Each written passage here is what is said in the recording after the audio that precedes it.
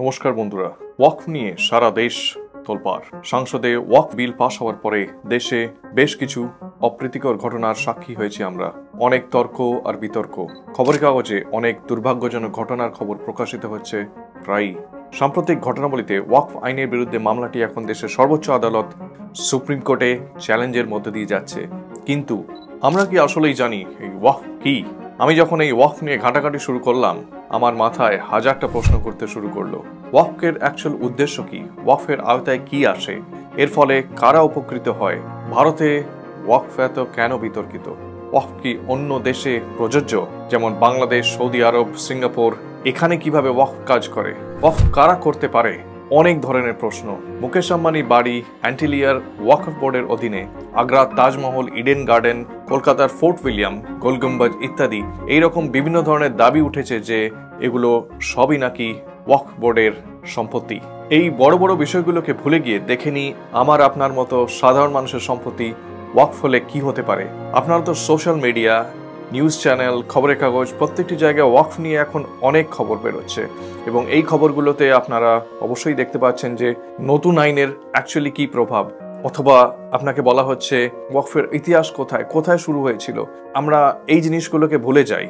আমরা অ্যাকচুয়ালি দেখি যে এই ওয়াকফ আমার আপনার জীবনে কিভাবে ইম্প্যাক্ট ফেলে। আসুন আমরা আমাদের রাজনৈতিক দৃষ্টিভঙ্গি এবং ধর্মীয় আবেগকে দূরে রেখে দেখি ওয়াকফ সাধারণ মানুষের কোন কাজে লাগে। চলুন শুরু করা যাক ওয়াকফ সম্বন্ধে আমাদের আজকের পর্ব।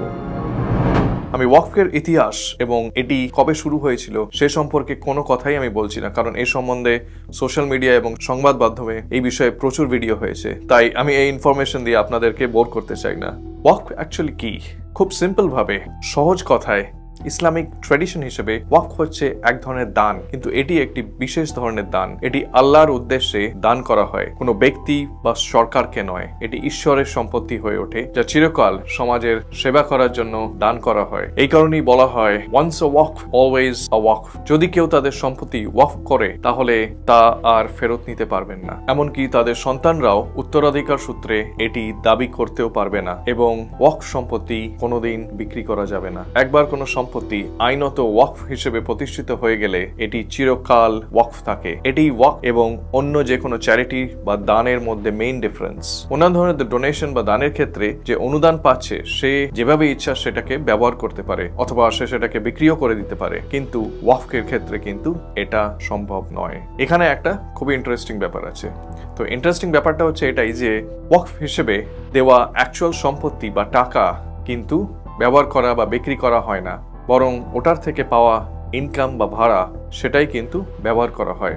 ধরুন যদি একটি দোকান ওয়াকফ হিসেবে দেওয়া হলো, তাহলে সেখান থেকে সংগ্রহিত যে ভাড়া, ওই দোকানটা থেকে যে ভাড়া পাওয়া যায়, সেই ভাড়ার টাকা দরিদ্রের সাহায্যের জন্য ব্যয় করা যেতে পারে। দোকানটি নিজে কিন্তু ওয়াকফ সম্পত্তি হিসেবেই থেকে যাবে, দোকানটা কিন্তু বিক্রি করা যাবে না কোনোদিন। সো সেই সম্পত্তি বা টাকা থেকে যে ইনকাম বা বেনিফিট আসছে সেটাকেই অ্যাকচুয়ালি ইউজ করা হয়। অ্যাকচুয়াল প্রপার্টিটা কিন্তু, যে মেইন প্রাইমারি প্রপার্টি বা প্রাইমারি রেসিডেন্স বা প্রাইমারি সম্পত্তি, এটা কিন্তু কখনোই বিক্রি করা যাবে না। এই সম্পত্তি সর্বদাই ওয়াকফ হয়ে থাকে। এবার প্রশ্ন আসতে পারে যে এই ওয়াকফ সম্পত্তি, এটা তো অনেকটা সম্পত্তি হতে পারে, তো এই ওয়াকফ সম্পত্তি কে সামলায়? মানে ওয়াকফ তো দিয়ে দেওয়া হলো, কিন্তু এটাকে তো ম্যানেজ করার জন্য কাউকে লাগবে। এই সম্পত্তি অ্যাকচুয়ালি ওয়াকফ বোর্ড বা কোনো ম্যানেজার বা কেয়ারটেকার, যাদেরকে বলা হয় মোতাবাল্লি, তারা এই সম্পত্তিটিকে ম্যানেজ করে। ভারতবর্ষের মধ্যে এরকম প্রত্যেকটি স্টেটে একটা করে ওয়াকফ বোর্ড থাকে বা ওয়াকফ ম্যানেজমেন্ট বোর্ড থাকে, তো তাদেরই এরকম মোতওয়াল্লি থাকে। তো এই মোতওয়াল্লিরা অ্যাকচুয়ালি এই ওয়াকফ যে সম্পত্তি থাকে এই সম্পত্তিগুলোকে ওরা ম্যানেজ করে। তো ওয়াকফের টাকা এবং সেই সম্পত্তি থেকে যে আয় হচ্ছে সেটা কোথায় ব্যবহার করা হয়? ওয়াকফের উদ্দেশ্য হচ্ছে যে সেখান থেকে যে বেনিফিট পাওয়া হয় সেই বেনিফিটগুলোকে অ্যাকচুয়ালি ভালো কাজে লাগানোর জন্য ব্যবহার করা হয়। যাদের এটা সব থেকে প্রয়োজন অ্যাকচুয়ালি তাদের সাহায্যের জন্য ওয়াকফের এই বেনিফিট যেন ব্যবহার করা হয়। ওয়াকফের উদ্দেশ্য সর্বদা এমন ভালো কাজের জন্য যা সমাজের, বিশেষ করে যারা দরিদ্র এবং অভাবী, তাদের যেন ভালো হয়। ওয়াকফের যে বেনিফিট এটা অনেক রকম ভাবে ব্যবহার করা হয়, যেমন এটা কোনো ধর্মীয় কারণে ব্যবহার করা হতে পারে, যেমন ধর্মীয় প্রতিষ্ঠান নির্মাণের জন্য, অথবা মানুষের সাহায্যের জন্য, যেমন হাসপাতাল বা মাদ্রাসা, স্কুলের তহবিলে টাকা দেওয়া, শিক্ষার জন্য অথবা চ্যারিটির জন্য এই বেনিফিট ব্যবহার করা হয়, বা এখান থেকে যে টাকা আসে বা রোজগার হয় সেইটা কিন্তু এই সব কাজে ব্যবহার হয়। হয়। তো আলটিমেটলি এই ওয়াকফের টাকা বা ওয়াকফ থেকে যে বেনিফিট হয় সেটা সেই সব মানুষের জন্য যাদের এটি সবচেয়ে বেশি প্রয়োজন, এবং জাতি বা ধর্ম নির্বিশেষে সকল মানুষ ওয়াকফের সুবিধা থেকে উপকৃত হতে পারে। এটাই অ্যাকচুয়ালি ফান্ডামেন্টাল প্রিন্সিপাল অফ ওয়াকফ। যে কেউ এটার বেনিফিট পেতে পারে। ওয়াকফ দুটি ধরনের আছে, ওয়াকফ বাই ডিড। এই প্রসেসে ওয়াকফ করা সম্পত্তির সব ধরনের আইনি কাগজপত্র থাকে, and this is a very transparent process. তো যে ওয়াকফ করছে, কোন জমি করছে, কোন সম্পত্তি করছে, তার যেমন দলিল, তার যেমন আইনি কাগজপত্র থাকে, তেমনি কি কন্ডিশনে এটা ওয়াকফ করা হচ্ছে সমস্ত কিছু লেখাপড়া থাকে, এবং এটা একটা প্রপারলি একটা ভেরি ট্রান্সপারেন্ট প্রসেস। তো এটা হচ্ছে ওয়াকফ বাই ডিড। এই প্রসেসের মধ্যে সমস্ত কাগজপত্র একদম ঠিকঠাক থাকে। আরেকটা প্রসেস হচ্ছে ওয়াকফ বাই ইউজার।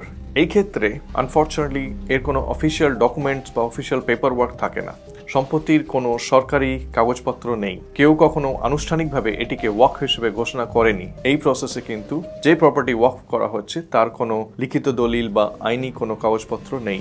বেসিক্যালি বছর বছর ধরে বা কয়েক দশক ধরে সমাজের লোকেরা এটিকে ওয়াকফের মতোই ব্যবহার করে আসছে, কোনো রকম হয়তো ধর্মীয় কারণে অথবা চ্যারিটেবল উদ্দেশ্যে এটা বিভিন্ন রকম ভাবে এটাকে ব্যবহার করে আসছে। কারণ ওয়াকফ আইনের অধীনে এই ধরনের সম্পত্তিগুলিকে ওয়াকফ হিসেবে ঘোষণা করা যেতে পারে শুধুমাত্র তাদের লং টার্ম ব্যবহারের উপর ভিত্তি করে। ধরা যাক আপনি যে জমির পাশে 50 বছর ধরে বসবাস করছেন, হয়তো আপনিও জানেন না, কিন্তু তাকে হঠাৎ করে ওয়াকফ সম্পত্তি হিসেবে ঘোষণা করা যেতে পারে। এটি একটি গুরুত্বপূর্ণ বিষয় এবং বিতর্কের শুরু এখান থেকেই, স্পেশালি ভারতে। কল্পনা করুন আপনার পরিবার বংশ পরম্পরায় এক টুকরো জমির মালিক, কিন্তু আপনি একদিন জানতে পারলেন যে এই জমিটি ওয়াকফ সম্পত্তি হিসেবে ঘোষণা করা হয়েছে। আপনি বা আপনার রিলেটিভ বা আপনার নেবার এটাকে দান করেছে বলে নয়, বরং লোকেরা কয়েক দশক, কয়েক বছর ধরে এটাকে ধর্মীয় উদ্দেশ্যে বা দানের উদ্দেশ্যে এটাকে ব্যবহার শুরু করেছে বলে। কোনো কাগজপত্র নেই, কোনো আইনি নোটিশ নেই, তবুও আপনার বা আপনার চেনাশোনা ব্যক্তির যে জমি, সেই জমি কিন্তু আর আপনাদের নেই। এটি জমির অধিকার এবং মালিকানা সম্পর্কে বড়ই চিন্তার কারণ, বিশেষ করে যখন লোকেরা কখনোই আপত্তি করার বিশেষ সুযোগ পায় না, কারণ এটা হয়তো একটা অনেক বড় কমপ্লিকেটেড লিগ্যাল প্রসেসের মধ্যে চলতে থাকে। একবার জমি ওয়াকফ হয়ে গেলে এটি কিন্তু পার্মানেন্ট হয়, আর এই কারণেই বলা হয় একবার ওয়াকফ হলে সর্বদা ওয়াকফ, once a Waqf always a ওয়াকফ। ভবিষ্যতে কোনোদিন যদি কোনো বিবাদ বা বিরোধ হয়, তবুও কিন্তু এই জমিটি কিন্তু ওয়াকফ বোর্ডের আন্ডারেই থাকবে, এদের নিয়ন্ত্রণের মধ্যেই থাকবে। সাধারণ মানুষের জন্য মুশকিলটা হচ্ছে এটাই যে আইনি পথ অ্যাক্সেস করা, আপনারা সবাই জানেন, আমরাও জানি, এটা কিন্তু ভীষণই ডিফিকাল্ট প্রসেস। আরেকটি ভীষণই ইন্টারেস্টিং ফ্যাক্ট যেটা আমার খুবই অদ্ভুত লেগেছে, সেটা হচ্ছে যে ভারতীয় আইন অনুযায়ী একবার যে জমি ওয়াকফ ম্যানেজমেন্ট বোর্ডের ওয়াকফ সম্পত্তি হিসেবে ডিক্লেয়ার হয়ে গেলে বা তাদের রেজিস্টারে রেকর্ড হয়ে গেলে, যদি কোনো ব্যক্তি দাবি করে যে না, এই জমিটা তাদের ব্যক্তিগত সম্পত্তি, ওয়াকফের সম্পত্তি নয়, তাদের মালিকানা প্রমাণ করার দায়িত্ব কিন্তু সেই মানুষটির। ওয়াকফ বোর্ডের কিন্তু এখানে কোনো মাথা ব্যথা থাকবে না। তো এটা কিন্তু অ্যাকচুয়াল যে দাবিদার বা যে বলছে এটা আমার জমি, তাকে প্রমাণ করে দেখাতে হবে যে এটা তাদের জমি, এটা ওয়াকফ বোর্ডের নয় বা তাদের পার্সোনাল জমি, তারা ইউজ করছে এই জমিটাকে। তো এইটা একটা ভীষণ বড় অদ্ভুত ব্যাপার, এটা একটা কমপ্লিকেটেড প্রসেস। বুঝতেই পারছেন যে একটা লিগ্যাল যে প্রসেসটা চলে এটার পক্ষে, তো সাধারণ মানুষের জন্য কতটা এটা সম্ভব, সাধারণ মানুষ কতটা এটা করতে পারবে। তো এই সমস্ত দায়িত্ব কিন্তু এই দাবিদারদের উপরে। তাদের আইনত প্রমাণ করে দেখাতে হবে যে সম্পত্তিটি ওয়াকফ ম্যানেজমেন্ট বোর্ডের অংশ নয়, পরিবর্তে এটি তাদের নিজস্ব সম্পত্তি। ধরা যাক আপনার গ্রামে আপনার উত্তরাধিকার সূত্রে পাওয়া একটি সম্পত্তি আছে, যা আপনার ধরুন ঠাকুরদা বা আপনার দাদা আপনাকে দিয়েছেন, কিন্তু সেই সম্পত্তির হয়তো আর কোনো রক্ষণাবেক্ষণ হচ্ছে না, বা আপনি হয়তো সেই গ্রামে অনেকদিন যাননি, আপনি হয়তো খোঁজও নেননি, হঠাৎ করেই জানতে পারলেন যে ওয়াকফ বোর্ড সেই সম্পত্তিকে ওয়াকফ ঘোষণা করে নিয়েছে। স্বাভাবিকভাবেই বুঝতে পারছেন যে আমার আপনার মতো সাধারণ মানুষকে বহুদিন ধরে এই আইনি জটিলতায় পড়তে হয়। আমাদের দৈনন্দিন জীবনের বাইরেও আমাদের এই মাথা ব্যথাটা থাকবে এবং এটা আমাদের প্রমাণ করতে হবে। এটা শুধু একটা আইনি ব্যাপার নয়। এবার ভেবে দেখুন তার কমপ্লিকেশন, তার প্রমাণ করার যে সমস্ত খরচ বা আইনি খরচ, তার লিগ্যাল যে প্রসেস, এটাই তো একটা খুব কমপ্লিকেটেড। আমরা সাধারণ মানুষ হিসেবে কতটা করতে পারবো? আমরা আম্বানিও নই, আমরা টাটাও নই, আমরা বিড়লাও নই, তো আমরা কি করে এগুলো করতে পারবো? আর একটি গুরুত্বপূর্ণ তথ্য হলো যে ওয়াকফ বা ওয়াকফ সম্পত্তি সম্পর্কিত যে কোনো বিরোধ, প্রশ্ন বা যে কোনো বিষয়ে সমস্ত কিছুই কিন্তু দেখবে ওয়াকফ ট্রাইব্যুনাল এর মধ্যে রয়েছে। কোনো নির্দিষ্ট সম্পত্তি ওয়াকফ কিনা বা এটা নিয়ে যদি কোনো প্রশ্ন থাকে, ওয়াকফের ব্যবস্থাপনা, ওয়াকফের যে ম্যানেজমেন্ট হয়, প্রশাসন বা তাদের নিয়ন্ত্রণ সম্পর্কিত বিরোধ, সমস্ত কিছুই কিন্তু দেখবে এই ওয়াকফ ট্রাইব্যুনাল। এই সমস্ত ক্ষমতা থাকে ওয়াকফ ট্রাইব্যুনালের হাতে। সহজ কথায়, ওয়াকফ জমির সমস্যাগুলির জন্য আপনি কিন্তু কোনো সিভিল কোর্টে যেতে পারবেন না, কেবলমাত্র ওয়াকফ ট্রাইব্যুনালই কিন্তু এই বিষয়ে সিদ্ধান্ত নিতে পারবে, এবং ওয়াকফ ট্রাইব্যুনালের সিদ্ধান্তই হবে কিন্তু চূড়ান্ত ফাইনাল। এই ট্রাইব্যুনালের সিদ্ধান্ত চ্যালেঞ্জ করা যাবে না। তো বলা হয় ভারতের মধ্যে এটা একটা প্যারালেল অ্যান্ড স্পেশাল বিচার ব্যবস্থা, যার ক্ষমতা প্রায় হাইকোর্ট এবং সুপ্রিম কোর্টের মতো। এই ওয়াকফ বোর্ড এতটাই পাওয়ারফুল, কেবলমাত্র সীমিত কিছু রিট মামলায় হাইকোর্টের দ্বারস্থ হওয়া যেতে পারে। সুপ্রিম কোর্ট কনস্টিটিউশনাল ক্ষমতার মাধ্যমে হস্তক্ষেপ করতে পারে, তবে কেবলমাত্র এক্সেপশনাল কেসে। এটা অনলি এক্সেপশনাল কেসেই সুপ্রিম কোর্ট কিন্তু এখানে হস্তক্ষেপ করতে পারে। তো বুঝতেই পারছেন যে সাধারণ মানুষ হিসেবে সেই অপশনগুলো কিন্তু অনেকটাই সীমিত। সিভিল কোর্টে ওয়াকফ মামলার কিন্তু শুনানি একদমই নিষিদ্ধ। এই ওয়াকফ কেসগুলো এগুলো কিন্তু সিভিল কোর্টের এখতিয়ারের বাইরে। সব থেকে অবাক করা কাণ্ড হচ্ছে যে এই ধরনের বিচার বিভাগীয় কাঠামো বা ব্যবস্থা এটা কিন্তু শুধুমাত্র ভারতেই আছে। অন্যান্য দেশে কিন্তু ওয়াকফ মামলার জন্য এই ধরনের কোনো বিচার বিভাগীয় কোনো কাঠামো বা ফ্রেমওয়ার্ক সিস্টেম নেই। অন্যান্য সমস্ত দেশে ওয়াকফ মামলার জন্য সিভিল কোর্টে যাওয়ার কিন্তু বিকল্প রয়েছে। এমনকি বাংলাদেশ, সিঙ্গাপুর, টার্কি এসব দেশেও ওয়াকফ সম্পর্কিত ডিসপিউটগুলি কিন্তু সিভিল কোর্টেই যায়। তো ভারতে এই ধরনের কোয়াজি জুডিশিয়াল সিস্টেম বা আধার বিচার ব্যবস্থা কিন্তু কন্ট্রোভার্সিয়াল। সাধারণ মানুষের জন্য এই পুরো প্রসেসটার একটা ন্যায্যতা বা ট্রান্সপারেন্সি বা কমপ্লিকেশন নিয়ে কিন্তু বিভিন্ন ধরনের মতামত আছে, এবং এই পুরো প্রসেসটা সম্বন্ধে কিন্তু এখনো অনেক প্রশ্ন ওঠে। অন্যান্য দেশের মতো এই ক্ষমতা কি মেইন স্ট্রিম সিভিল কোর্টের এখতিয়ারের মধ্যে আনা উচিত? আপনি কি মনে করেন? এখানেই শেষ নয়। আরো আশ্চর্যজনক ঘটনা হলো যে ভারতে বিশ্বের বৃহত্তম ওয়াকফ জমির মালিকানা রয়েছে, এবং যখন আমরা এটিকে অন্যান্য দেশের সাথে কম্পেয়ার করি, এমনকি মুসলিম সংখ্যাগরিষ্ঠ দেশগুলির সাথেও যদি তুলনা করি, তখন এর পরিমাণটি বেশ অনন্য এবং চোখ খুলে দেওয়ার মতো। বিবিসি বলছে সরকারি তথ্য অনুযায়ী ভারতে 8,72,852টি ওয়াকফ সম্পত্তি রয়েছে। এই সম্পত্তিগুলি আনুমানিক 4.9 লক্ষ একরেরও বেশি এলাকা জুড়ে বিস্তৃত।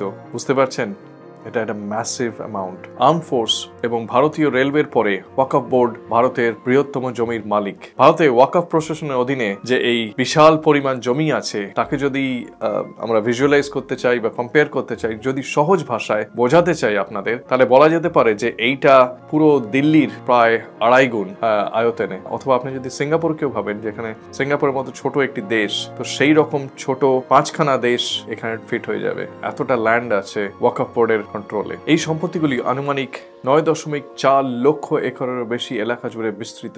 আজকের দিনে যার আনুমানিক মূল্য হচ্ছে 1,20,000 কোটি টাকা। ভাবতে পারছেন এই টাকা যদি সাধারণ মানুষের কাছে পৌঁছে যায় তাহলে কত কিনা হতে পারে। কিন্তু এই বিশাল সম্পত্তি থেকে যা আয় হয় তা খুবই সামান্য। ধরুন আপনার কাছে অনেক দামি একটা দোকান আছে, কিন্তু সেই দোকান থেকে তেমন ভাড়া আসে না। ওয়াকফ বোর্ডের সম্পত্তির অবস্থাও কিন্তু অনেকটা সেই রকম। 2006 সালে সাচার কমিটির একটা রিপোর্টে বলা হয়েছিল যে সম্পত্তিগুলি থেকে বছরে প্রায় 2.5% আয় হয়। To be very precise, it's 2.7%। যদি সবকিছু ঠিকঠাক চলতো তাহলে বছরে প্রায় 10% আয় হওয়া উচিত ছিল এই ওয়াকফ বোর্ডের। এত কম আয়ের কারণ হলো সম্পত্তির ঠিকমতো দেখাশোনা হয় না, অনেকে দখল করে রয়েছে, হিসাবে গরমিল আছে, এবং যারা এর দায়িত্বে আছে তাদের ওপরেও কিন্তু প্রশ্ন উঠেছে। এই কারণে ওয়াকফ কিন্তু তার মূল উদ্দেশ্য পূর্ণ করতে পারছে না। গরিবদের সাহায্য করা, স্কুল হাসপাতাল চালানো, এইসব কাজের জন্য যে টাকা পাওয়ার কথা সেটা পাওয়া যাচ্ছে না। যদি 10% আয়ও আসতো তাহলে বছরে 12,000 কোটি টাকা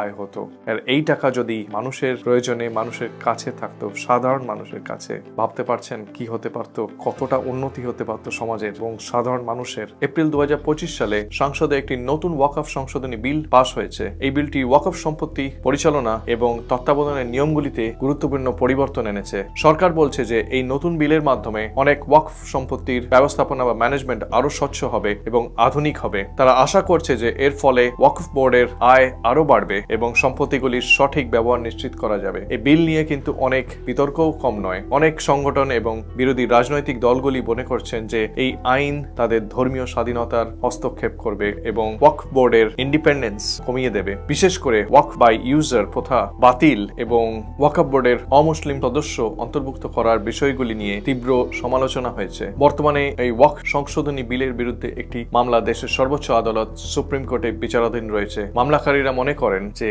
এই আইন সংবিধানের মৌলিক অধিকার এবং ধর্মীয় স্বাধীনতার এটার এগেনস্টে। সুপ্রিম কোর্ট ইতিমধ্যেই এই বিষয়ে সরকারের কাছে ব্যাখ্যা চেয়েছে এবং পরবর্তী শুনানি পর্যন্ত এই বিতর্কিত ধারার প্রয়োগ স্থগিত রাখা হয়েছে। কিন্তু একবার একটু ঠান্ডা মাথায় ভাবুন তো, ধর্ম আর রাজনীতির ঊর্ধ্বে উঠে একজন সাধারণ মানুষ হিসেবে এই বিষয়টা আমাদের কতটা প্রভাবিত করে। সেই সব গরিব, অসহায় সাধারণ মানুষগুলোর কথা ভাবুন, যাদের সাহায্য করার উদ্দেশ্যেই এই ওয়াকফ সম্পত্তিগুলো তৈরি হয়েছিল। যদি সত্যি এই বিশাল সম্পত্তির সঠিক পরিচর্যা করা যেত, যদি এর থেকে আসা আয় সততার সাথে ব্যবহার করা যেত, তাহলে কত মানুষের জীবন বদলাতে পারতো আজকে। কত অসহায় মানুষের মুখে কিন্তু হাসি ফুটতো। হয়তো একটা ভালো স্কুল তৈরি হতো, হয়তো সেখানে গরিব ঘরের ছেলেরা বিনামূল্যে পড়াশোনা করতে পারতো, হয়তো একটা আধুনিক হাসপাতাল তৈরি করা যেতে পারতো যেখানে অসহায় মানুষ বিনামূল্যে চিকিৎসা পেত। সেটাই ওয়াকফের আসল উদ্দেশ্য ছিল। সেই ওয়াকফের আসল উদ্দেশ্য, সেই দানশীল মানুষগুলোর মহৎ ভাবনা কি সত্যি পূরণ হচ্ছে? ভাবুন তো, বহু বছর ধরে, বহু দশক ধরে, বহু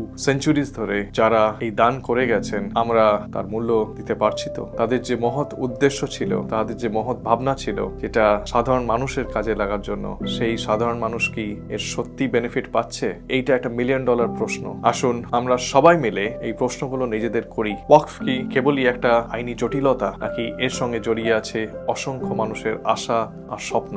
এই বিশাল সম্পত্তির ভবিষ্যৎ কি? কারোর সামান্য জমি ভুল করে ওয়াকফ হয়ে গেলে সেই ভুল প্রমাণ করতে গিয়ে সেই মানুষের জীবন পুড়িয়ে যায়। এই লম্বা আইনি পথে কত মানুষ হয়রান হয়েছে তার খবর কি কেউ রাখে?